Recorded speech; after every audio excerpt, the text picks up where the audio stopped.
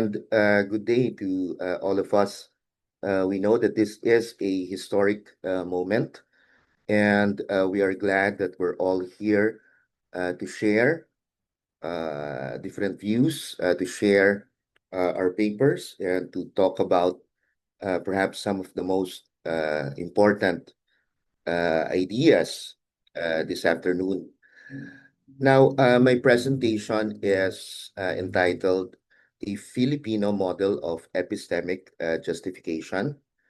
And in this presentation, I aim to develop a model of justified belief by reconstructing several Filipino philosophical and psychological concepts for epistemological purposes. Now, my aim for this afternoon is something that's modest, but hopefully significant.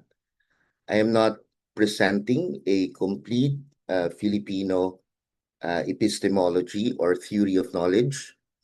Instead, I want to show that Filipino concepts can be organized into a disciplined and a coherent model of epistemic justification for a specific class of cases. Cases in which belief is formed, sustained, challenged, revised, and, if needed, abandoned within socially mediated practices of inquiry. So, to begin, I'm identifying here the guiding question for the paper and for the presentation. What would epistemic justification look like if the social field were built into the model rather than added later? Now, we start with the idea that beliefs are often not formed in isolation. Many of the beliefs that we responsibly hold depend on others. We depend, for example, on testimony. We depend on various social institutions. We depend on expert communities. We depend on peer discussions, peer reviews, and many other shared practices of inquiry. So the question is not only whether an individual subject has adequate reasons or sufficient reasons for believing a particular proposition. We must also ask whether the belief is formed and sustained appropriately within a wider epistemic field, setting, or context. Now, let me provide you with the core argument of the paper. So, in general, I intend to demonstrate that certain Filipino philosophical and psychological concepts can ground a Filipino model of epistemic justification, specifically intended for beliefs that are socially mediated.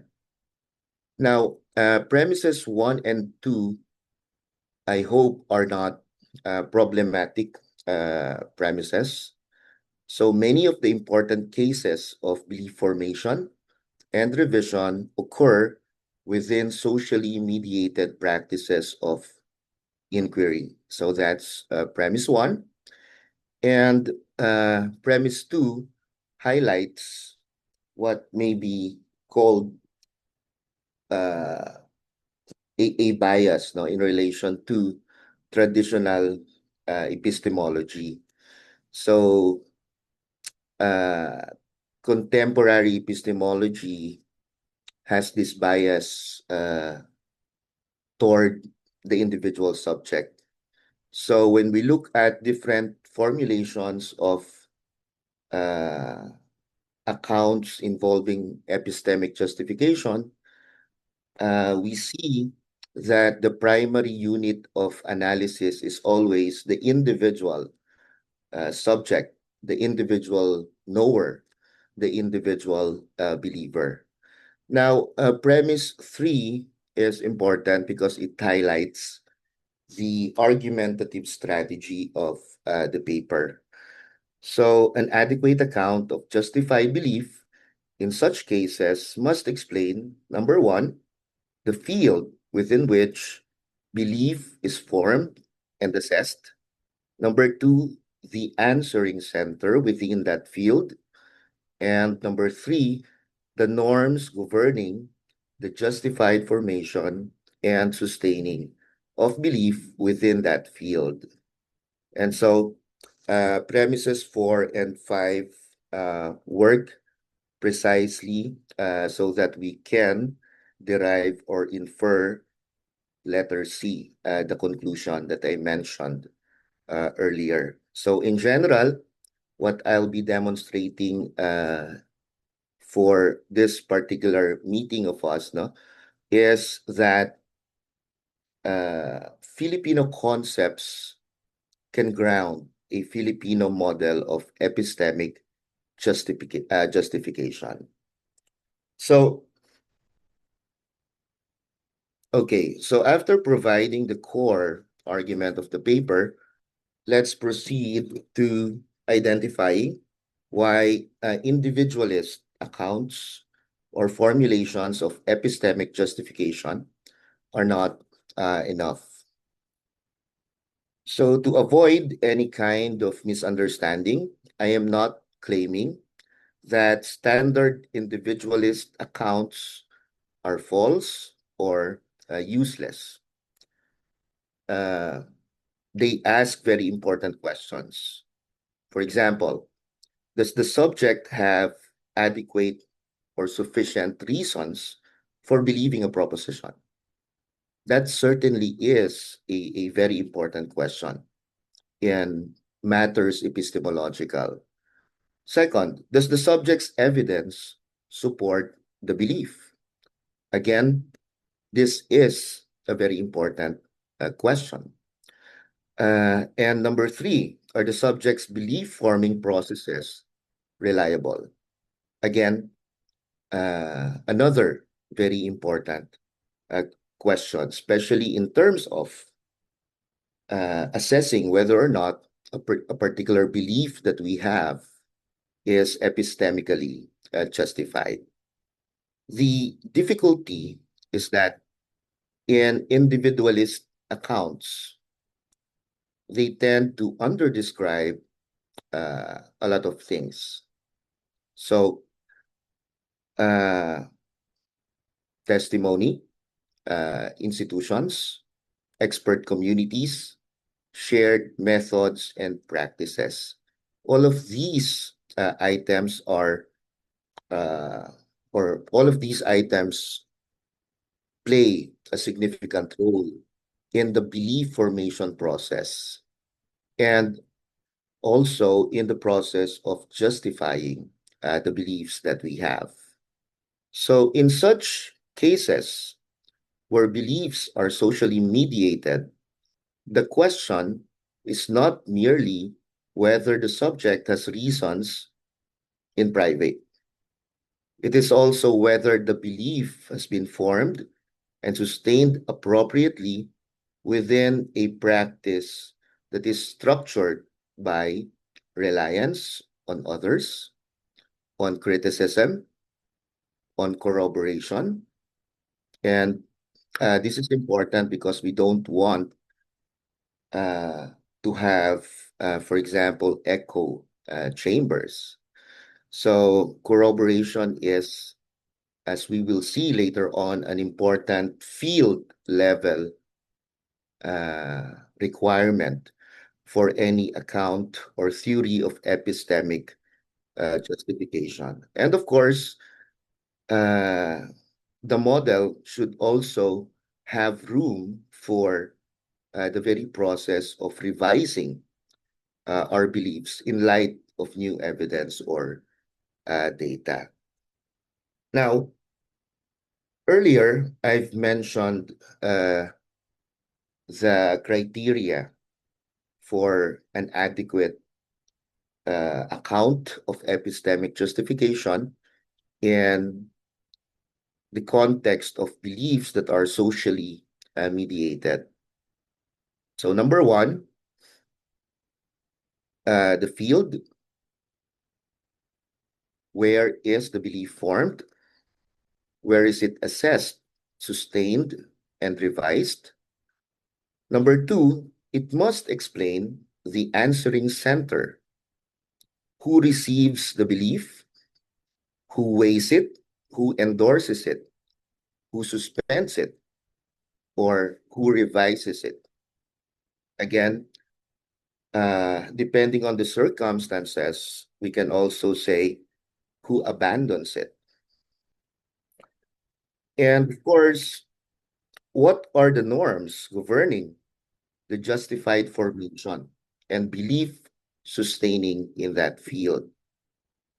And in my view, the five Filipino concepts that we'll identify uh, in a little while are useful because they can be assigned distinct epistemic roles in our theory of epistemic justification.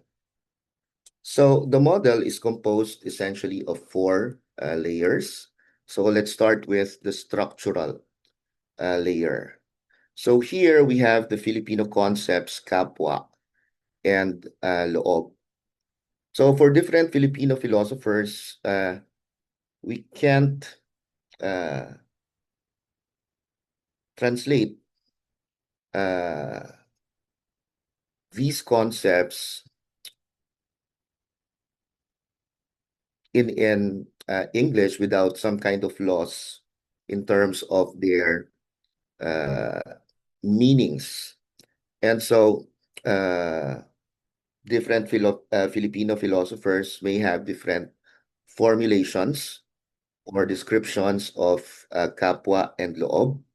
So if we look at the works of Jeremiah Reyes, no, it's wrong to translate kapwa as other and instead prefers the translation together with the person. And the same is true for other philosophers. Some philosophers translate kapwa as a fellow being. Okay. But for our purposes, what's important is the upshot of these different formulations of the concept of kapwa. So in the model, kapwa names the shared field of epistemic life. It is the space in which beliefs are exchanged, assessed, challenged, and revised. It's important to note that kapwa and loob are not criterial concepts. Instead, they are to be construed as structural concepts. They tell us where epistemic activity occurs and who answers for it. So loob is not merely a sealed interior for Filipinos. It is certainly related in very important ways to kapwa. And for some Filipino philosophers, loob is the seat of agency, creative agency, as well as moral agency. And so for our particular purposes, perhaps we should also say that the seat of epistemic agency. And so with the structural layer in place, the normative layer is supplied by three additional concepts: tiwala, or properly calibrated reliance or trust, and pakikiramdam, defeater, sensitive attentiveness, and katwiran, truth, answerable, reason giving. So when we talk about tiwala, we mean a properly calibrated reliance on persons, institutions, channels slash sources of knowledge. Since we cannot personally verify everything, uh, reliance is in a way unavoidable. The question is whether such reliance is properly calibrated. Now, pakikiramdam, in the context of the model, is defeater sensitive attentiveness. It is sensitivity to signs that apparent support for a particular belief may be unstable, incomplete, or even misleading. So for many Filipino philosophers, pakikiramdam is a cultivated social skill. Some Filipino philosophers even consider pakikiramdam as equivalent to empathy. But there is, again, something more to it. So pakikiramdam is uh, a kind of attentiveness, attunement to the other person, such that we can make appropriate changes in terms of our behavior in relation to them. Now, finally, the third operative norm is katwiran. And this is not something that should be translated as straightforward reason or explanation in the English language. Many Filipino philosophers equate katwiran with katarungan, uh, which is equivalent to justice. So to be makatarungan is also, in a very important sense, to be makatwiran. And for many Filipino philosophers, katwiran is also related to truth and objectivity. And so, for the purposes of the model, uh, we reconstructed katwiran as truth answerable, reason giving. It requires that what supports belief uh, remain answerable to facts or to evidence. So, the reasons that we provide should be answerable to how things are. And together, these norms prevent the model from collapsing into mere social description or mere social agreement. Moving on, since we've identified the two layers, the structural and the operative norms, we can state the model directly. Belief that P is epistemically justified when loob, situated within the shared field of kapwa, forms and sustains the belief through properly calibrated tiwala, defeater sensitive pakikiramdam, and truth answerable katwiran in a field that permits corroboration and correction. And as we've mentioned earlier, we can see here the four layers. And as I've mentioned earlier as well, the field level safeguards are composed of corroboration and correction. The fourth layer is doxastic activity. So we should remember that loob is not merely passive. It receives information, yes, but it also responds to the information provided to it in that shared field of kapwa. So we have to take into account doxastic activity and to see how a socially mediated belief becomes justified in general. No, we have here some kind of illustration. So there is a belief that P, which circulates in kapwa. Now, this particular belief may come from different sources or channels. Uh, and again, these are all part of that epistemic field. So the belief may come from peers, from our teachers, maybe institutions, reports, experts, public commentary.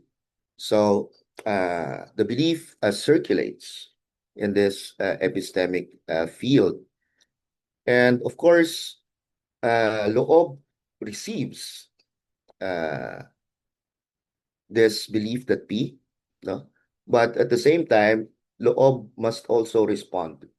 So loob is active in the sense that it has to weigh the belief. It has to determine, for example, if the belief is true, if the belief is supported by evidence, no? And so that would, based on the operative norms that we've discussed earlier, this will be the basis for loob to, for example, endorse the belief, suspend the belief. Suppose there is a dearth of evidence that would support the belief. So loob may respond in such a way that he or she suspends the belief in the proposition in question. And also, again, depending on the belief and the support for that belief, the belief may be revised and also may be abandoned in some cases. And so the field level safeguards on the lower right part of the slide. So corroboration. So it should not be a closed loop. And of course, the field must allow for correction. So it's important for what we call defeaters to be able to reach the answering center of that field, or what we call loob. And so justification requires not only circulation of a belief in a field, but also the answering activity of loob under the operative norms of tiwala, pakikiramdam, and katwiran, and the two field level safeguards, corroboration and correction. And so this is just, in a way, an example of how the model works. So suppose we have P, a widely circulated claim about a recent education policy in the Philippines. And suppose we have a junior scholar who assesses or evaluates P. Now, of course, our junior scholar doesn't have all the evidence at his or her disposal. Of course, her belief is shaped by journals, institutional reports, senior colleagues, because we value, of course, the wisdom of our senior colleagues. Of course, it would also have to depend on public commentary and many other types of exchanges. So the question is not really exhausted by, does she individually have enough reasons for believing P or for endorsing P, right? We must also look into uh, the mediated aspect of the belief. So it's not merely a matter of looking into the individual's reasons. And so uh, the junior scholar's belief is justified only if it passes through the model's layers, the four layers that we've mentioned earlier. Structurally, the belief arises within the shared field of kapwa, and loob must not merely repeat, for example, what prestigious voices in the field say. The scholar must receive, weigh, and endorse the belief responsibly. Normatively, our junior scholars' reliance must be properly calibrated. Warning signs must be registered, and so this is where pakikiramdam works. And the reason must remain answerable to how things are. The reasons that we provide should be answerable through facts or to evidence. And then, of course, at the field level, support must be corroborated and criticism must be able to reach her. If these conditions fail, the belief should be revised, suspended, or even abandoned. Now, I think I've mentioned this before, and this is a very important point.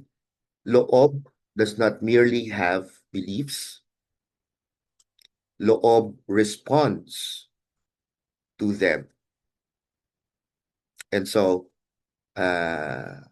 we have to take into careful consideration the kind of activity that is involved in the entire process.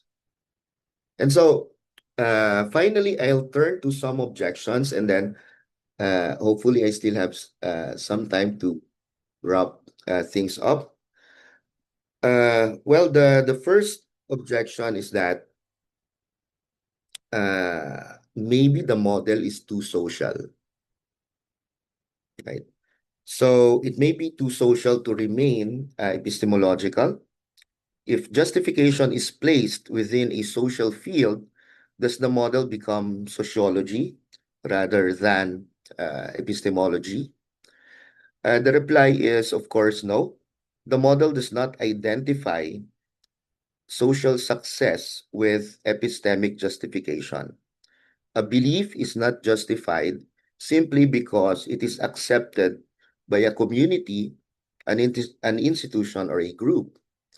The model remains epistemological because justification still depends on loob, properly calibrated tiwala, the feature-sensitive pakikiramdam, and truth-answerable katwiran, and a field that permits corroboration and correction. Two additional objections or worries. Is pakikiramdam too effective? Well, some people may say that it's too effective or too psychological to carry epistemic weight. And my reply is that actually the role of pakikiramdam is much narrower in the model. It is not treated as something that is conclusive. It's also not treated as something that is proof. When you can sense hesitation, for example, this does not constitute a proof that the belief is false, for example, no? Or that uh, uh, it's not a conclusive evidence that the belief is false, right? It simply alerts uh, us that there might be something wrong with the belief. Maybe if we can sense hesitation on the part of, let's say, kapwa, no? Maybe the other person is not really sure. And so that tells us that uh, the support is in a way weak. No? The belief support is weak. So again, it's just diagnostic. It alerts the subject to possible instability, incompleteness, or some kind of distortion in the apparent support. And of course, the last objection or worry is that the model is incomplete.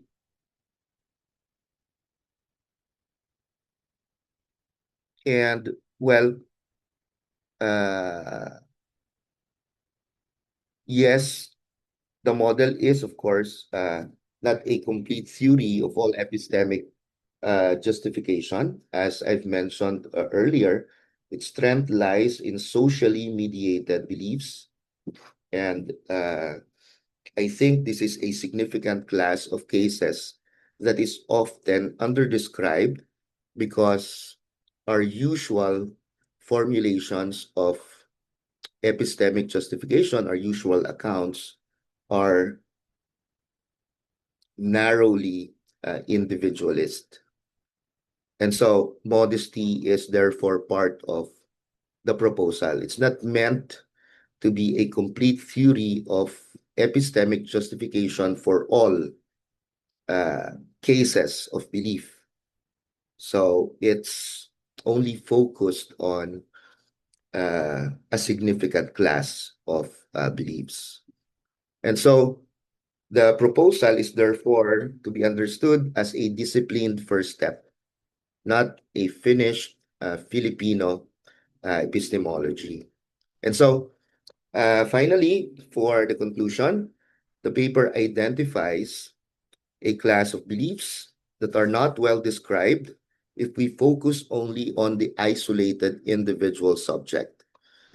It then reconstructs the five Filipino concepts into distinct epistemic roles in a theory of epistemic justification. Kapwa identifies the shared epistemic field. Loob identifies the responsible center, the answering center of epistemic agency. Tiwala governs properly calibrated reliance. Pakikiramdam governs attentiveness to possible defeat. And katwiran governs truth answerable reason giving.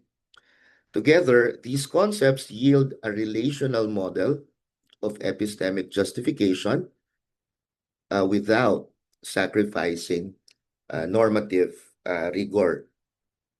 And so, if the model is at the very least plausible, then we have also shown something that is very important, that Filipino philosophy contains materials for Filipino epistemology.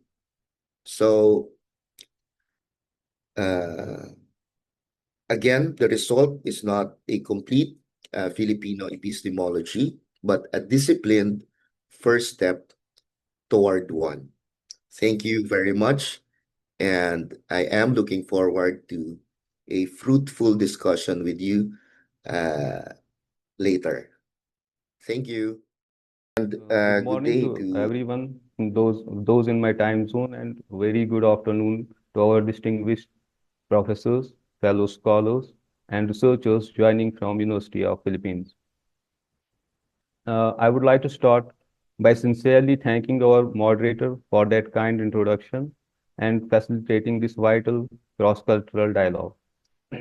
I am Dar Irshad Hamid, a PhD scholar from University of Islamic University of Science and Technology, Avantipura, and it's my profound honor to serve as a reactor to Professor John Yankee Boongaling's groundbreaking work towards a Filipino model of epistemic justification.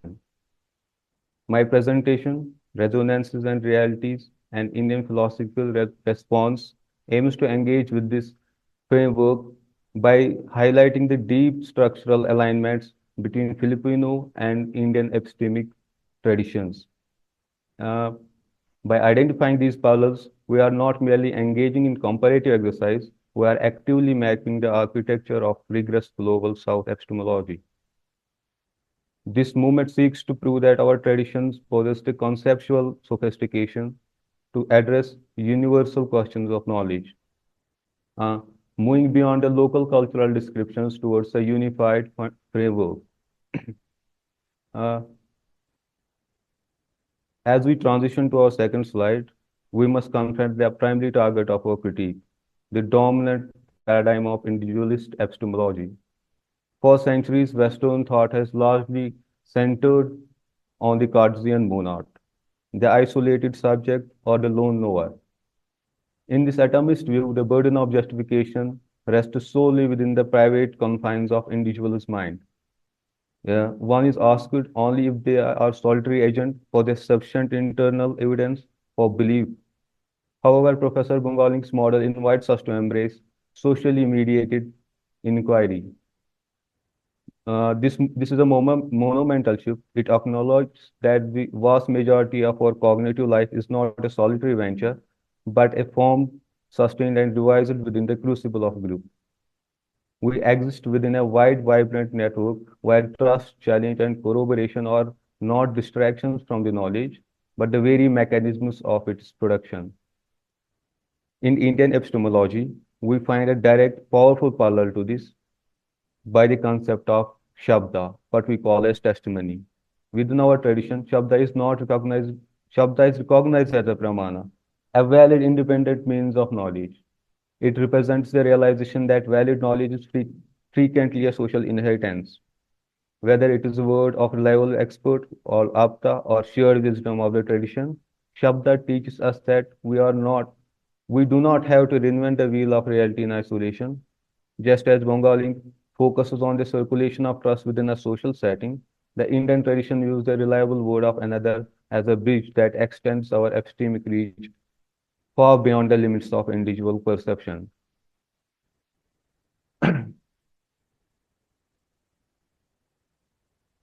Turning now to our structural base of this model, into our third slide, we encounter the nested model agency. As you can see on your screens, the beautiful visual representation of how the individual and the collective are not separate entities, but concentric circles of influence. If we see here, visual metaphor represents the nucleus within a large field. This bridges two critical concepts from our respective traditions. First, the Filipino kapwa or the shared identity with the Indian concept of samaja, community or the shared space of life. We must understand that samaja not as an external background, but as essential setting within a dogmatic activity. The very act of forming weighing beliefs occurs. It is the soil in which the seeds of thought are planted. Uh, the shared field is not an accidental addition to the self-sufficient. It is the ontological condition that makes knowing possible.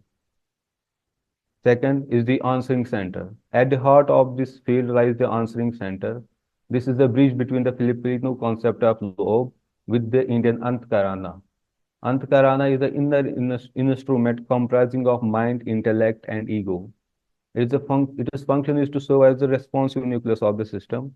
While the Samaj provides the data and the context, the Antakarana is the responsible center that receives, weighs, and ultimately endorses the belief. Crucially, the Antakarana is not sealed ivory tower, as Professor was mentioning. It is a porous center inherently answerable to the field from which it draws its life.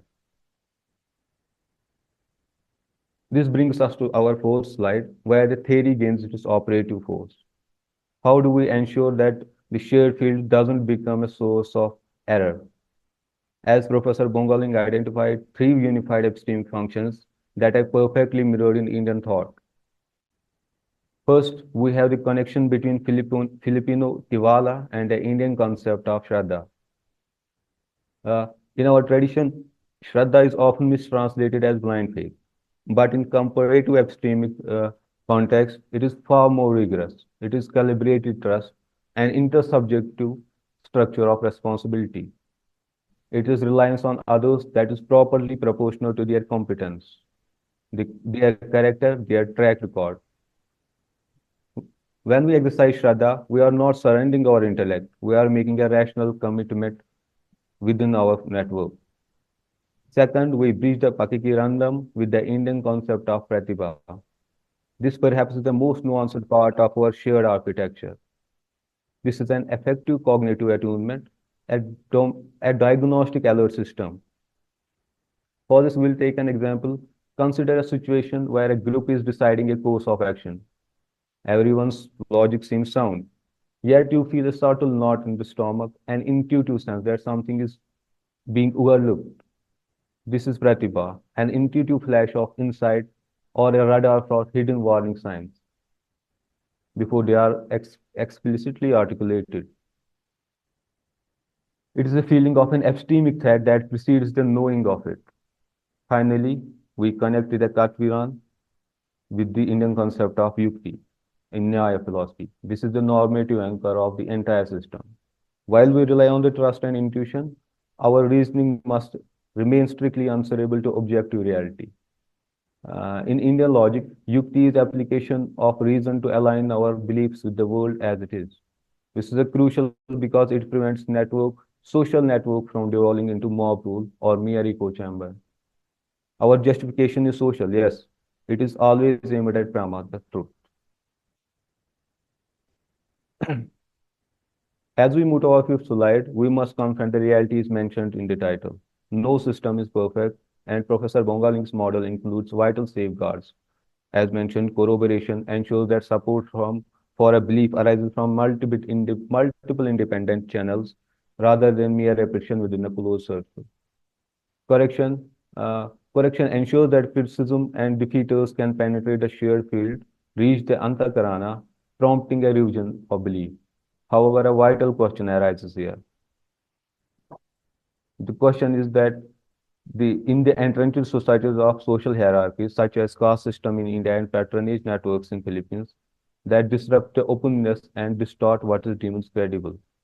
This is the point where theoretical beauty meets the ugliness of epistemic injustice. When a society is deeply hierarchical, the shared field is no longer shared, it is gate-kept. If a person's credibility is determined by their social status rather than their competence or the katviran, the entire network is poisoned. In such cases, the antkarana of powerful becomes deaf to the corrections of the marginalized. To truly decolonize our epistemology, we must address how these social realities act as systemic defeaters to our shared quest for truth.